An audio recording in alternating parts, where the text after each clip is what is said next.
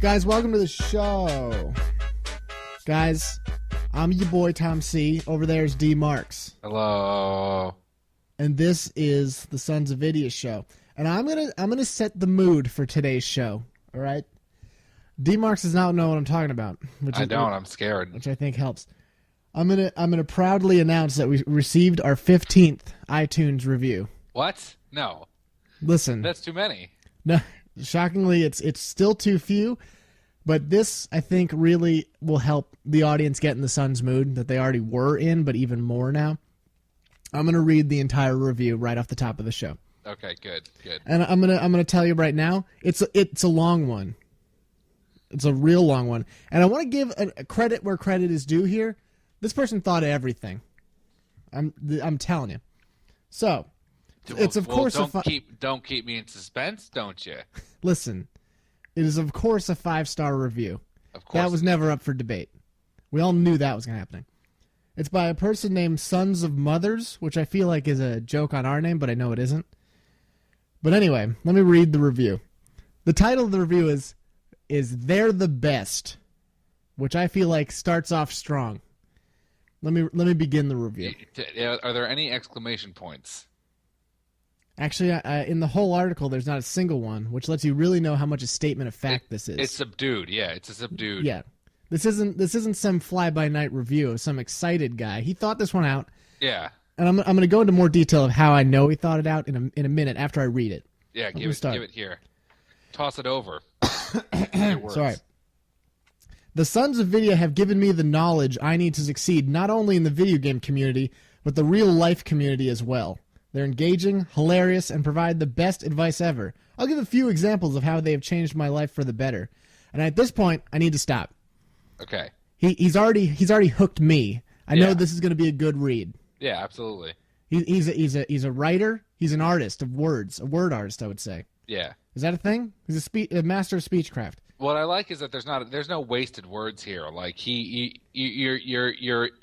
hooked and then you're in. Yeah.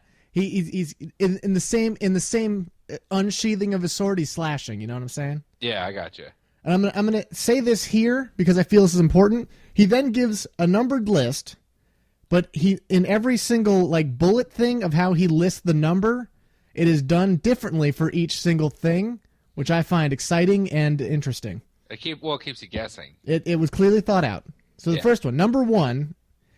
I was about to buy a taco from Taco Bell, but I thought, what would the Suns do?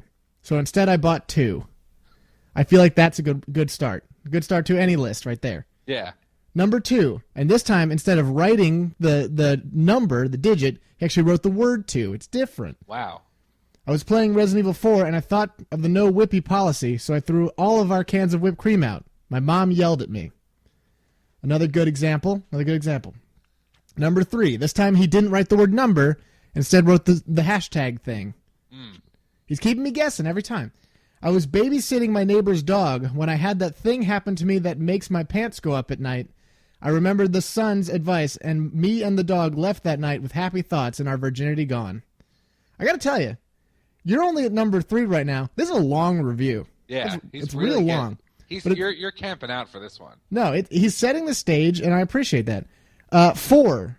He not only didn't write the word number, but he misspelled 4, which I feel like FOR. Yes. Yeah, that's what I thought. See, that's how he knows us, because that's what we would do. Yeah, exactly. It's just extravagant how he did this.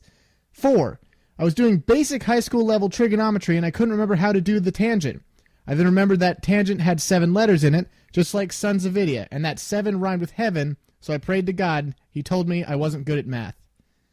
That's some Conan O'Brien level joke, I think. I don't even think that's a joke. I think that's all just real facts of things that really occurred in this person's life.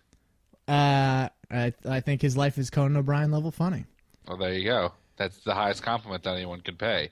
Reason 6. Now, a sharp-eared listener would understand right now that he didn't even put a number 5. No, he 5, no good. You don't he need skipped that. it. Turn it back. Turn it down. It's brilliant. See, the thing about this review is you're going to get done with it, and then you're going to want to reread it to see all the stuff you missed. Yeah. That's the secret. Reason 6. I can now comprehend basic human sign language and use it periodically to communicate with my dog. I'm not sure how that one relates to us, but that's what keeps you guessing about this review. Yeah. And I respect that. What I like about this one is you're reading it, you're looking at yourself, and you're like, does this guy even listen to the show? Who knows? That one makes his review even that much more important. You think to yourself, maybe he's talking about a different show. Yeah. And that's what's so good about it. Maybe he needs a lot of medicine. Maybe he's very medicated. Who knows? Who knows? He ends it by saying, "Thank you, SonsOfVidya. Your podcast has helped me and all of America." Guys, welcome to the show. Guys, I want you to wasn't that a start? Don't you guys know what you're going to get now is a world-class podcast, the level of which that guy probably has never seen before or heard before. Which is shocking because apparently he's all about what we're putting down. I can only wonder what kind of things he sees when he's on his hallucinogenic drugs every night while listening to our show. Actually, we'd probably be when he's tripping over his mushroom garden. Is that what they do? Probably. So, guys, as you probably guessed, we're a video game show. Yep. In case this is your first episode, in which case, although this does bring to a point that we should talk about our off air is our newest project where we just read iTunes reviews for our podcasts. I think that's a podcast. Here's the thing: this is the future. This is year of our Lord 2014, and anything is possible now. And I feel like a comedically read iTunes review show is something that is long overdue in this crazy world. We have a black president now, so you know. I mean, anything's possible. The world's gone crazy. Yeah, exactly. In a good way. And I'm not insulting that guy who gave us that review, because that guy's legit. No, obviously. You know how legit he is? He even follows us on Twitch. That's how I know he's legit. Well, that guy's he's a super fan. It's like he looked for us and found us using some kind of Google technology.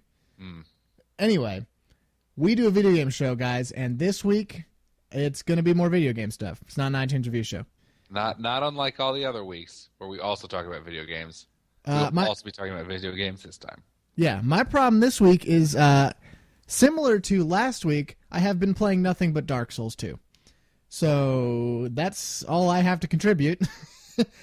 Is it still good? Question mark. Well, here's the thing. I've been playing for like 17 hours now, and I have not beaten it yet, which I feel like is super key. I feel like that's exciting. I haven't beaten it yet. I don't think I'm close to the end yet. I'm still enjoying it, and I still have no reason to believe that this is an inferior game, like to one or the other ones. I still do not know what people could be complaining about, if they are complaining, which I think I heard they are. Are they complaining that it's too good? I think they're complaining it's not too good enough, which I think is not a legitimate complaint. I think they're concerned because like the level of better they were expecting is not there, but it's still better. I've heard that as a complaint for a couple games. None of them I'm thinking of are popping into my head right now, but like I remember that's kind of a thing that happens where you're just like, I mean, it's an okay sequel, but I wish it was better. I guess there's some. Like, because here's the thing, I can understand people like, we don't have to go into full Dark Souls chat if we don't want to, but I just, I have a feeling people are probably complaining about some similar design choices from Dark Souls 1, or like things that were reused, or like concepts that were reused, but like, it's the way that From Software does stuff with the Dark Souls series is they do things on purpose, and they definitely made conscious choices to do this, and it's not from a lazy standpoint. Like, I worry a lot of people view, like, the fact that these worlds are somehow supposed to be connected as laziness, which would be embarrassingly short-sighted and very telling of how unaware they are of these Dark Souls games. Yeah. So I guess if you, like, just take it on face value, you go, oh, well, there's some reused stuff. There's not, like, reused levels or reused enemies. Yeah. But there is reused concepts and reused ideas. Because it's supposed to be like an entire connected thing, and it's done to cool effect, but I have a feeling people are probably complaining about that, which would be stupid, and you should regret it if you're one of those people. Yeah, but we've talked about a million. Like, I bet a lot of it is one of those things where people are just hating to hate. Yeah, no, I'm confident that's most of it, because people just want to troll people out of $60, you know. Because that's why I'm so glad. I still am so glad that I've not read or not read or watched any reviews of it because I didn't want my viewpoint affected by someone else's viewpoint. And I worry that if I had done that, how different I would be receiving this game. And I'm really, really glad I didn't do it. Yeah. Because I'm so smart. So there's nothing you're disappointed in at all? I'm a little disappointed that it took me so long to find the Zweihander. Zweihander. But I'm disappointed that I accidentally sold my bastard sword. That bothered me. I do think that some of the bosses... Because, guys, now I've played for a lot longer than I had before. Some of the bosses... Some of the things I just don't know how I would know. Let me explain a situation recently I was in. So there's this place called the Earthen Peak, right? Which is this crazy giant windmill of poison for some reason. Right. The whole story is that there's this there's windmills that are pumping poison into a room where there's this crazy queen who somehow uses poison to heal herself and make herself more beautiful or whatever because she was trying to do some crap. I don't know. But the point is, when you go fight her, she's in a pool of poison, and you're constantly getting hurt, and she's constantly getting healed. And so I watch Epic Name Bro, who's a YouTube guy who's great, and I watched him do this part. It turns out there's one windmill that you can burn with your torch that will stop all the machinery in the level, and also remove all the poison from. It'll stop pumping poison into her room. But I have no idea how I would have known that unless I watched it. Yeah, that's pretty nuts. Because you get a context sensitive thing when you walk up to the one windmill with the torch out, which you would have no reason to ever have your torch out at this point because it's totally light out and not dark at all. And it kind of makes sense if you know the story of the level, which I did, but how would I know that specific windmill was a thing? Yeah. Additionally, now there's always been illusionary walls in these games where you can break through them, or they just are made with magic or whatever. Of course, magic. Yeah, but there are some of them that are just you have to walk up to and press the action button. But there's no way you could know that, and you'd have to assume based off different textures of walls or walls that look like something else. But in a lot of cases, it would just be you walking up to random walls and pressing the button, hoping for the best. There's just no there's no reason to have both an action button one and a slash one. Right. It should always be slash or it should always be action button. But whatever. That's a minor complaint, and I really don't think that's enough reason to complain about something. It's just a question I wanted to ask because you were very praising. I was praise heavy. I know. I was very praise heavy the game, and I was just curious if there was anything that you could find fault. Well, the thing is, there are differences, and I don't think it might make the way you that you look at the game different. It might make the way that you play the game slightly different, but it doesn't make it worse, which I don't think some people understand because they're all big babies. And yet you didn't like the 2-gun change in BioShock Infinite, so now look at you. I didn't say that. You said you didn't like it. I said I didn't care about it. I thought you said you didn't like it. I did say at Burial at Sea, though, that I really liked how they let you use a bunch of weapons and how much better that is. Yeah, so that's something. It is something. Guys, I nailed it. Anyway, see that? I don't want to talk about Dark Souls every single week, but it's just all I've been doing this week. 2 weeks. And that's true. All I did this week was I built Gundam models and I played Dark Souls. So I don't really, unless you guys want to hear about Gundam models, that's all I got for you. I'm very sorry that you can't bring more to the table. I feel like you've let everyone down, and I will be accepting your resignation after the show. Do you? I can give you random game-related things. Is that what you want? Sure, why not? So on the Steam Workshop, I sold something for $2 today. Wow. What did you sell? I had a booster pack that I sold of cards that I didn't care about. And someone actually paid that. Isn't that nuts? That is pretty neat. I will say that's pretty good. Yeah, I'm pretty happy about that. Dude, one time I sold a foil on there for $1.50. Dude, I'm excited for you. Yeah. I still kind of like the card system. I think it's neat. I think it's neat too. I just wish they were easier to get. I know they really don't give out enough booster packs or other stuff. I guess it's how they keep them having value, but yeah, it's it's still nice. I guess it makes it more exciting every time you see it. There's a card in your deck. A boosty.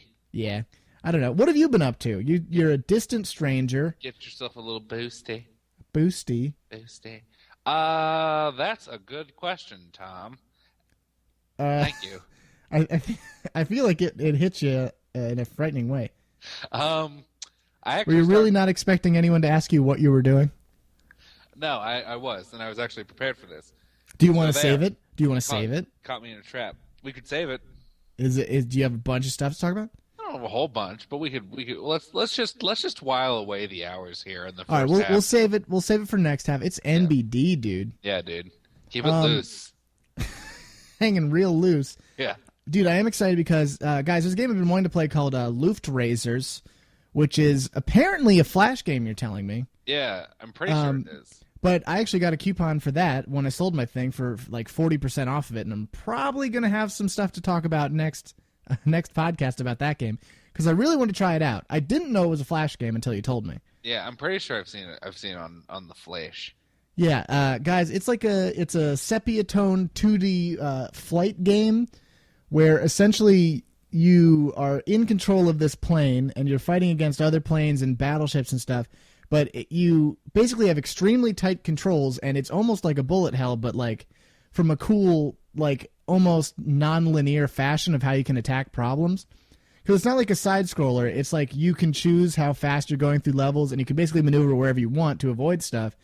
And your goals are to take out certain amounts of things per level in order to get more money to upgrade your stuff, or to eventually get more stuff just from killing enemies, which I find neat, and I like that kind of grindy aspect, but also that kind of free, like, pick up and play aspect, which is why I've wanted to pick it up for a while. That's pretty much a hallmark of, like, Flash games like that, is the ability to grind and get level ups and stuff like that. Yeah, and that's always appealing to me because I'm a masochist. Yeah, of course. You know?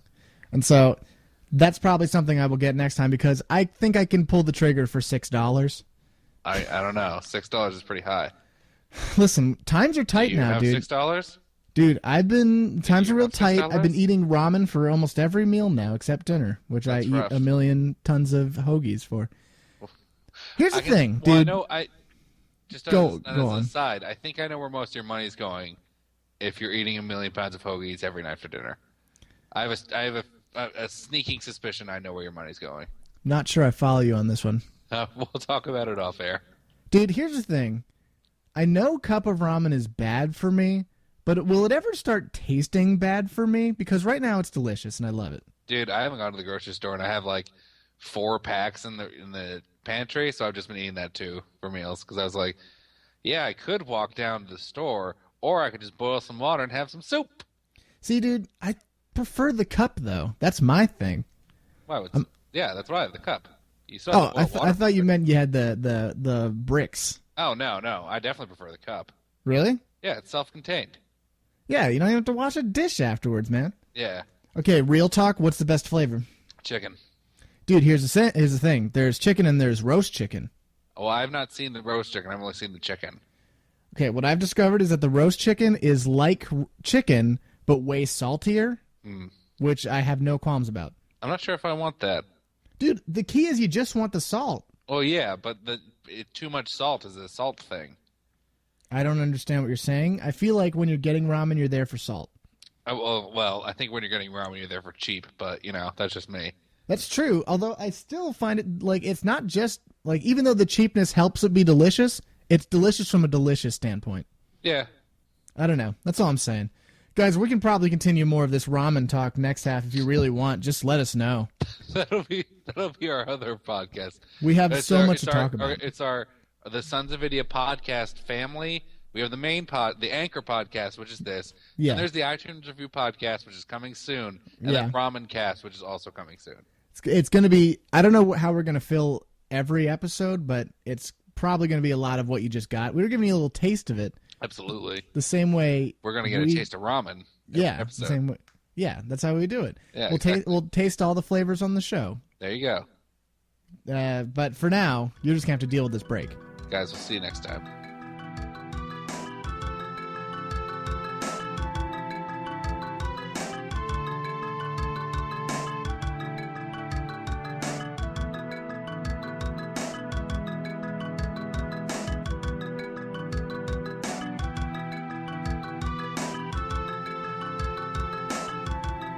Guys.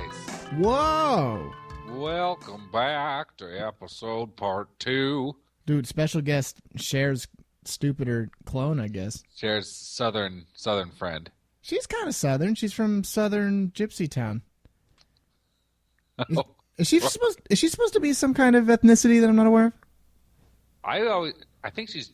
I want to say she's Jewish. Yeah, I think that too. But I feel like because she always did like the gypsy thing, you know. Yeah, I feel like she just wanted to say gypsies. But her mother was some kind of gypsy, and her dad was some kind of priest or something. I had heard that, but I probably should know the song before I make that reference. Yeah. Well, sorry, guys, I didn't. I appreciate you going for it though. You know, I'm sorry to everyone home that I didn't chalk up on my Cher knowledge before the show. That's on me. You know, I dropped the ball on that. But you guys, when you do your podcast, you can make all the Cher references you want. And you know what? I'll say you're better at that. That's what I'll do. You know what? I don't think we disappointed sons of mothers with our dropping the ball on that. Well, it's one of those things. Is like, do you really want to be the guy? Do you really want to be the guy with the Cher references? Yeah, like do you want to be that guy? I'll make all the Madonna references you want. I got that. Yeah, of course. Make all the ABBA references you want, all the Ace of Base ones, but I just can't do Cher. I'm sorry. Yeah. Anyway, we alluded to D. Marks' big sex change operation on the first half. Do you want to go into some detail about that? Yeah. Well, because guys, some of you might know I'm not exactly the most decisive person. So I went through several in the past few weeks just to get a feel of everything. And after several $1 million and several days of painful surgery, I've decided to change nothing, and everything's pretty much the same now. But it changed nothing after you changed virtually everything, right? Yeah. But now I'm back to the way I was. Did you make any important discoveries? Like, I know that sounds like I'm leading you there, but I feel like once you go through that much like work, you have to have some kind of life lesson from that. I've learned that the power to succeed was in myself the whole time. Okay, second question, and I feel like this is what the audience is really wondering. When you went back to a man, did you get any enhancements there? Were you like, okay, listen, I know what it was before, but let's do it a little better? Yeah. Were you like, it's a 10 now, but we can do a 12? Is that what you were like? Yeah, I finally got the thumb enhancements that I'd had my eye on for a very long time. I'm not really confident what was wrong with your thumbs before, but you always were very self-conscious about your thumbs. Yeah, very self-conscious about my thumbs. But now my thumbs are where I'm at. I feel very... These are the thumbs I always thought I should have. Yeah, I know a lot of people are born into their body, and they say, you know what? I'm a man with slightly different thumbs in another man's body. And it's hard for those people. Imagine if you were one of those people and you just didn't have the money for that life-changing operation. Yeah, it's really tough, but I feel now I feel happy. It was definitely worth the money. And, you know, I'm just Did you go through thumb rehabilitation yet? Yeah, we're all I'm pretty much all. You're at full usage of your thumbs. Yeah, I've been doing my Siskel and Eberts after every movie that I've watched. And that's really helped me. I missed the joke, and then it came right around. And it came right around and got me. So let's just do something else. Okay, I think that's good. I don't mean to toot our own horns, but every once in a while you gotta. This guy over here, I'm telling you. Every once in a while.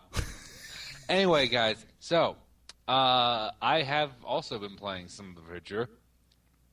Which is surprising, I know, because nobody expects I'm very me. surprised. I started playing Empire Total War again. What? The black I would say sheep the of bastard stepchild of the Total War series. That's kind of what I said. Yeah.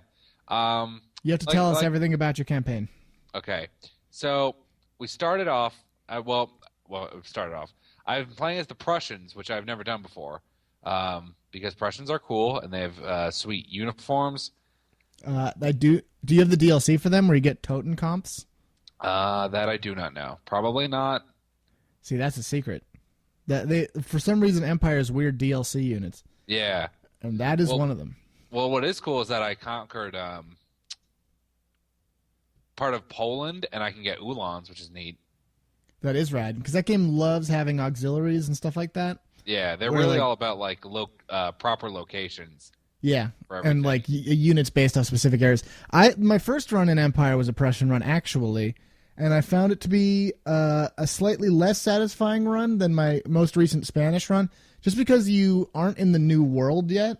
Yeah, that is a little wonky. Yeah, because the problem in that game, which is not a problem, but it's a problem with real life, is that if you are only focused on the European theater, you're essentially fighting the strongest versions of everyone. Yeah. Because like that's their home turf. That's where they got all the stuff. But then the other half of that is the problem is that it's really hard to break into the new world as well. Yeah, especially if you're Prussia and you might not even have access to any kind of sea or ocean. Yeah, you start out with a port, but it's not convenient. That's for sure. Yeah, it's I guess in real life they probably didn't focus on that kind of stuff either. Yeah, I mean, there's no New Germany, guys. Is that true? I'm pretty sure, right? What about Karl von Clausewitz, New Jersey? I had heard of that as well. That's a place. That I'm sure was from that time period. But yeah, so I've been doing this Prussian deal. We're right now. I have a feeling it's very much on its way out because I'm in the middle of like a massive war with a bunch of different people. What difficulty are you on? Whatever the standard difficulty is, I didn't change it. If it's normal, you're in for a hard time. Yeah, I think it's normal. Yeah, normal's real hard. But yeah. So when we started this journey, this Russian journey, things were doing pretty all right. We were, because the thing is, Prussia is one of the harder starts as far as I'm concerned because you only have 2 territories, and like Tom said, you're only focused in Europe. Yeah, because you not only don't have much, but you have to fight the hardest versions of everybody. Although your goal should be to fight minor factions there, because that's the secret. Is you're surrounded by like losers like that.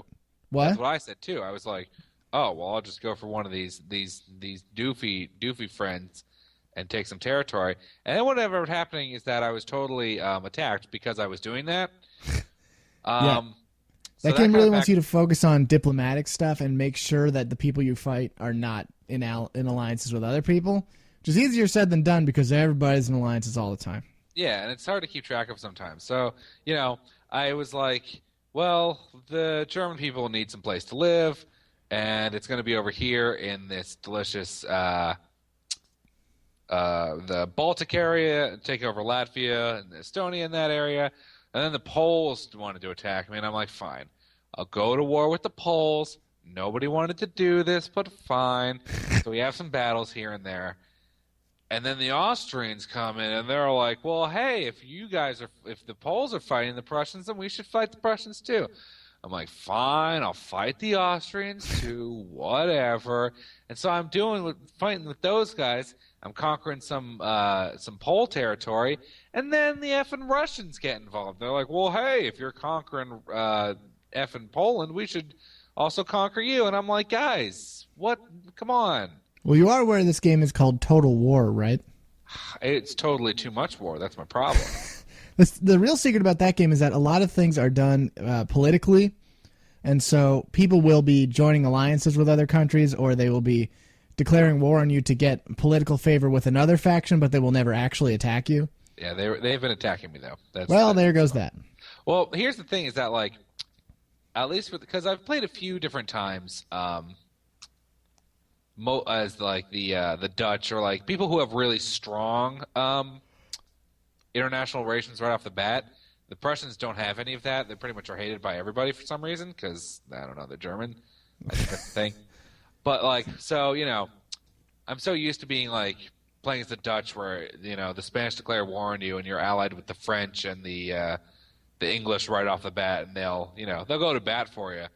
But then you're the Germans, and you're like picking fights with people who are 3 or 4 times stronger than you are, and you're just like, I would love to be helped by someone, and they're like, no, that's not going to happen. I'm very sorry.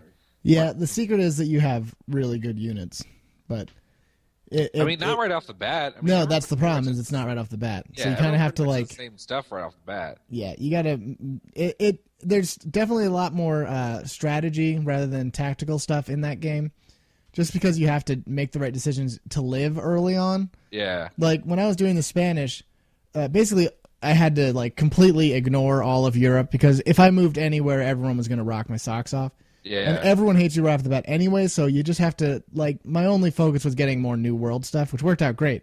But, like, it really, almost like before your first turn, you have to know exactly where you're going to go and how you're going to do things. Which, compared to, like, medieval, you could pretty much do things on the fly more because you probably are doing a lot better, and there's less stuff to worry about. Yeah. So it's just all things you got to get used to because, you know, I'm just so used to having things that I don't have right now. It's really weird only being focused in the in Europe. Like, I don't have any New World territories right now, and I don't have anything in India, so I'm just like, I guess I'll just fight here, I suppose. Well, there's a lot of advantages to that, too, but the real secret is that, I forgot what I was going to say. So there's that. That's a good secret. No, the real secret is that game, specifically Empire, instead of other Total Wars, like, it's the whole world, which obviously, but like, the way the game ends, it's less about you being the best person on Earth and more about you just carving out a piece of history, which sounds kind of like vague, but it's more just like that's the way we always look at it for the Total War games, because just like, how well did you do at the very end? Because you're probably not going to win, but you know. I mean, yeah, for some people the goal is to win, but like for the most part, you're just seeing how well you could do or like what you can do in that world, especially in Empire, though. Like in Shogun 2, you can reasonably win because the goals are obvious. Yeah, that is true. And like Medieval 2, you can win for the most part, but like Empire's so big, you're never going to take all 3 theaters. That'd be outrageous. Yeah. Like, even in long campaign, it's not feasible to do. So your goal is never to have world domination. It's just to see what you can do with what there's just so much to do, and especially because the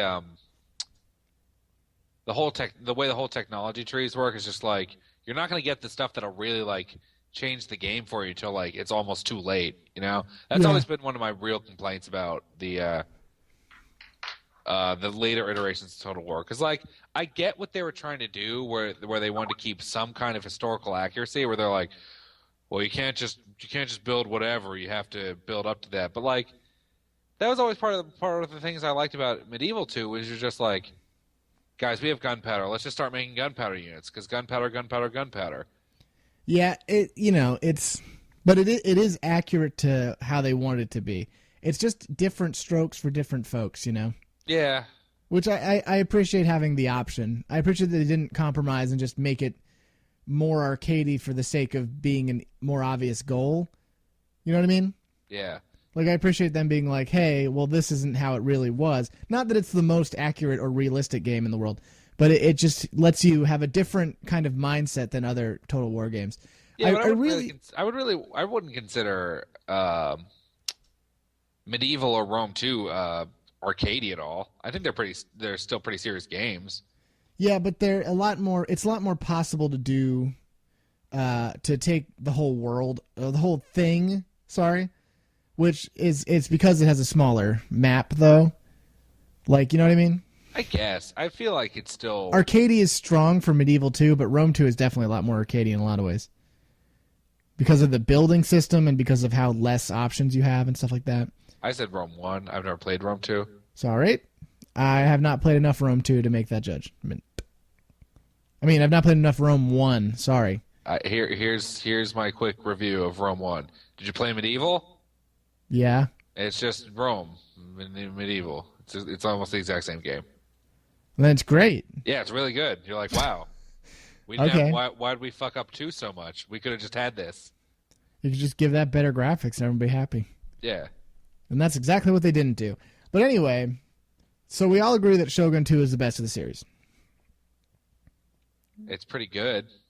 I feel like you're not agreeing with me that Shogun 2 is the obvious best Total War game. It's pretty good.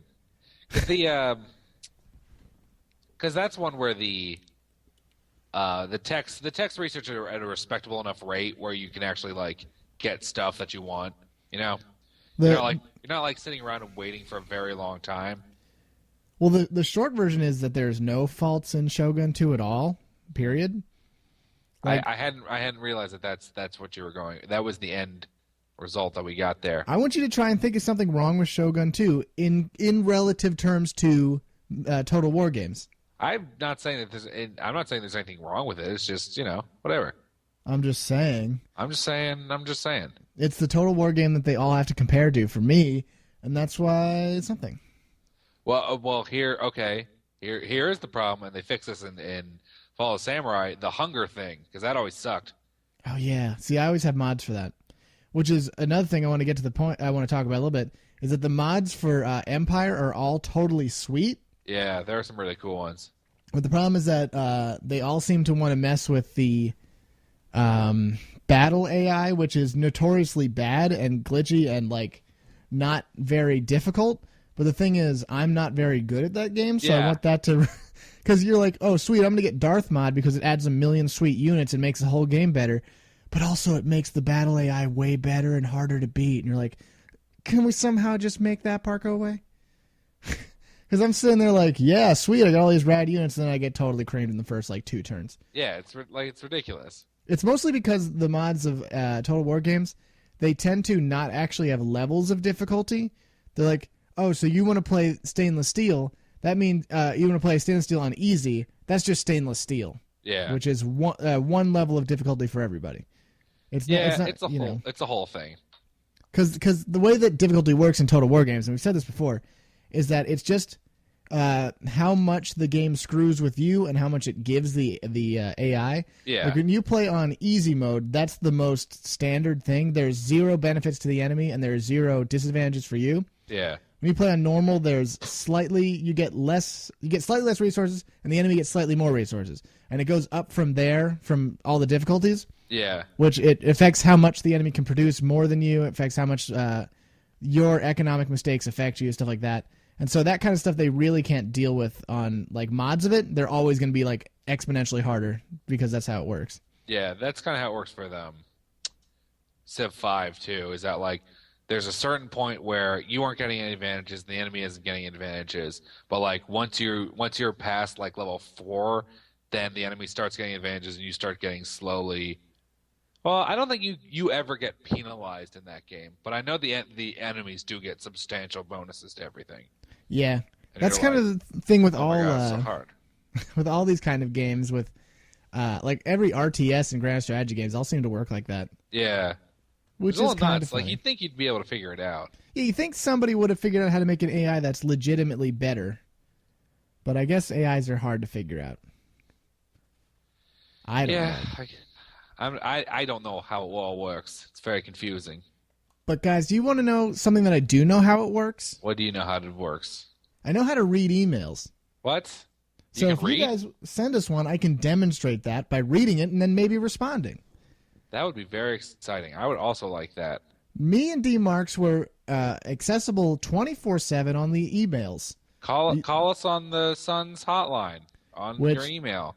Here, put into your phone 1-800-SonsOfVidya@gmail.com, and then get rid of the 1-800 part, and then make sure you type that second part into an email thing. Yeah, put that on the email on your phone, which I'm sure you have.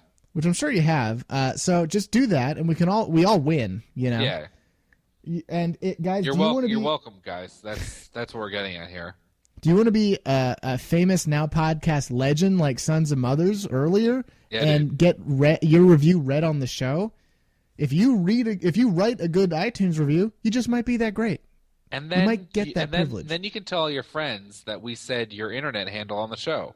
Yeah. And what is better than that? There's nothing better than that. Nothing. That's the highest. It's the highest commendation that any human being can receive. I want you to think of anyone else who has been given that gift. I think we read one other review on the show, and that was it. I don't even think we said their name. Well, there you go. But that's just how good that person's was. Yeah, that guy nailed it. So there's no getting around it. Guys, don't you want to nail it? Try your best. Try your best to nail it. Anyway, you should review or comment on this video on iTunes or on YouTube. God, it's hard to talk. Yeah, talking's hard. If you're watching it on YouTube, go do that. If you don't, go check out our YouTube page. It's way bigger than our podcast. Whoa. And you should check out our Twitch someday, whenever we Twitch. And you should also check out our Twitter, which we do a bunch of crap on all the time. But true. We're tweeting fools. But you know what we don't do on Twitter? And that you can only get on the podcast? You only get on the podcast, and that thing is our classic Speed reviews. Tom, this is the top 10 forgotten PS1 jams. Well, I'm sure these are gems. Number 10, Casper. Casper the Friendly Ghost is that story about that kid who gets run over by a semi-truck and the truck driver is actually a crazy clown or something? I never saw it. It's a Stephen King book, 10 out of 10. Rage Racer. This game, it's an anger management game where you have to run away from all your rage or else it's going to catch up to you and ruin your family. Gets a 9 out of 10. Number 8, Hogs of War. Hogs of War is about the characters from the classic movie Wild Hogs going to World War II. You got Tim Allen, he's fighting the Nazis, and you got, was Martin Lawrence in that? Who cares? Anyway, 0 out of 10. Kudelka. Too hard to say, 0 out of 10. Number 6, Rapid Racer. Rapid Racer or Turbo Prop Racing, depending on what country you're from. I don't like this nationalism where we change the name of games. I give it 10 Americas out of 10. Jade Cocoon, Story of the Tamamayu. Jade Cocoon, Story of the Tamayamus is the story of the Tamayamus, a hot new band, and their first hit single, Jade Cocoon. Is it going to go platinum? Only you, their band manager, can decide. Gets 10 out of 10. Number 4, Kula World in EU or Rollaway. I don't care for this nationalism crap where they change the name of stuff. I give it 10 Americas out of 10. Tombi in Europe or Tomba in North America. This is a Simpletons Tomb Raider. They tried to lower it substantially so that it was easier to understand, but in the end it just sounds like gibberish and all the dialogue's all wonky and it's really hard to understand. It's 3 out of 10. Number 2, Karushi or Intelligent Cube. It's another thing like those other jokes I made. But here's my real problem. I don't really appreciate this is spelled Q-U-B-E for cube. I don't like how Q's and U's are always put together. Can't we be more creative with Q usage? I'm just saying. 7 out of 10. Overboard in Europe or Shipwreckers in North America. Shipwreckers is the classic PS1 game about pirates and their first mates who get divorced because of horrible cheating problems. And you have to serve as the marriage counselor on the boat. If you don't do a good job, they're going to feed you to sharks. It's a very tense game. It's a 7 out of 10. Good sounding game. Guys, we're going to see you next week. We did it. See ya.